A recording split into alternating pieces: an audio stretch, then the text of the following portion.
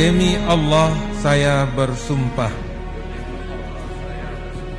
akan memenuhi kewajiban saya sebagai Bupati Solok Selatan, Wakil Bupati Solok Selatan dengan sebaik-baiknya dan seadil-adilnya, memegang teguh Undang-Undang Dasar Negara Republik Indonesia tahun 1945